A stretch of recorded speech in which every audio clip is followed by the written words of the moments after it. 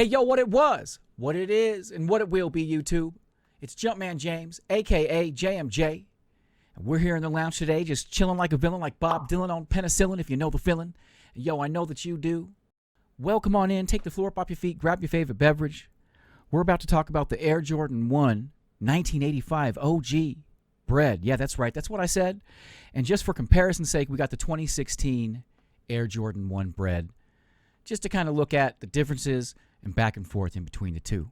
Again, welcome into the JMJ Lounge. Let's go. Hey, yo, before we get started, make sure to hit that subscribe button, hit that like button if you like this video, and make sure to check me out on twitch.tv/JumpmanJames. I'm streaming there 3-4 times a week, Monday, Wednesday, Friday, and then sometimes Saturday and Sunday. Twitch.tv/JumpmanJames. Come check me out. We play video games. We talk about sneakers. And we have a great time chilling out in the lounge. So, yo, make sure to hit me up there. Twitch.tv/JumpmanJames. The Air Jordan 1 originally retailed for only $65 back in 1985. Today they're sold for around $160 and often resell for a lot more than that. Oftentimes known as the sneaker that was banned by the NBA, it was actually the Nike Air Ship that MJ wore in his rookie season. Nike used this opportunity to advertise MJ's newest sneaker, the Air Jordan 1 Black and Red, as the banned sneaker. Here's the commercial that they put together to capitalize on the buzz and rumor of the banned sneaker.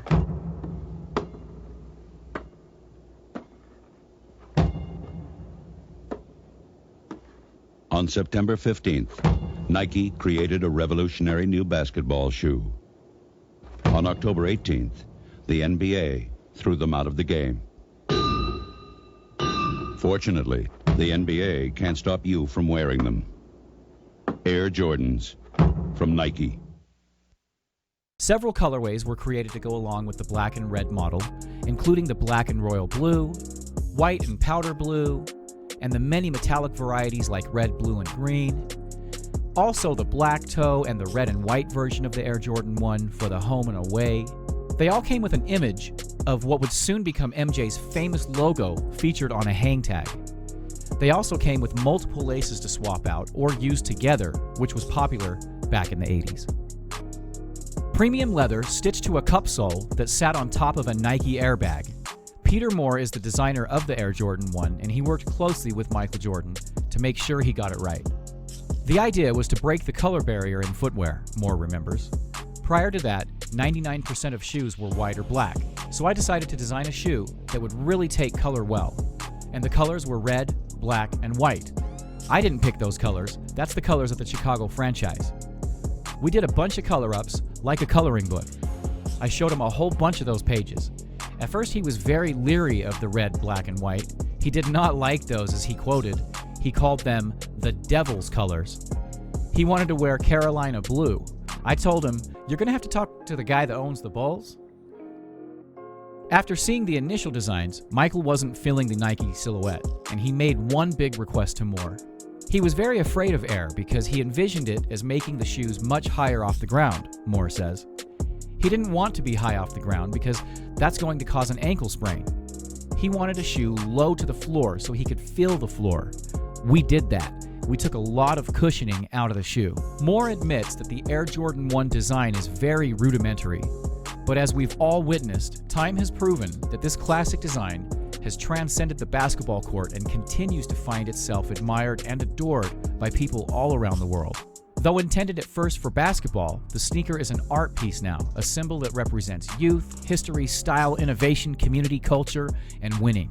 The Air Jordan 1 really is a sneaker that has changed the world. All right, so as we take a closer look at these sneakers, let me tell you where I got them. So I worked at a company a few years ago with a guy that knew I was a big-time Air Jordan sneaker collector. He came up to me and he mentioned that he had an original pair of 1985 OG black and red Air Jordan 1s. At first, I didn't believe him. Not because, you know, he wasn't a trustworthy dude or anything. It's just when somebody walks up to you and tells you that, you're kind of like, really? And it was interesting because this gentleman was, you know, probably in his 50s. And he mentioned to me that he picked him up in Salt Lake City at a mall. right when they came out, he said that him and his friends all copped a pair, even though they were $65, and that was really expensive back in 1985. So that's where I got them. And as you can see, well, I guess I should tell you how much I paid for them. The guy actually sold them to me for $150. I actually offered him $300 just because I felt like that would be a fair price, even though they're absolutely beat up. I just felt like it would be a fair price, but he actually just said, you know what, let's do $150 and call it a deal. So I had no problems with that. And like I said, even though they're all sorts of beat up and just worn, I just have a passion for Air Jordan and Air Jordan 1s, and this is the closest that I'm going to come to a pair of the originals. I mean, they are originals. So this is it. This is as close as I'm going to get. The toe boxes are absolutely destroyed. The midsoles are yellowed. But it is fun to take a look at these side by side next to the 2016 release, which has much, much better leather. You can see that the leather here on the OG just is not as high grain, high quality, not as supple as you can see of the leather that is on the 2016 version. Now, there is a 2019 or 2020 version of the Air Jordan 1 that came out, and I was not able to cop that, or else I would do a comparison with those as well. But as you can see, man, these shoes are torn. They're beat. I mean, if I were to try to put these things on, they would crumble. That's how bad it is. In fact, just look at all the crumbling and all the junk on the box. This is not the OG box for the shoes, so don't get that confused.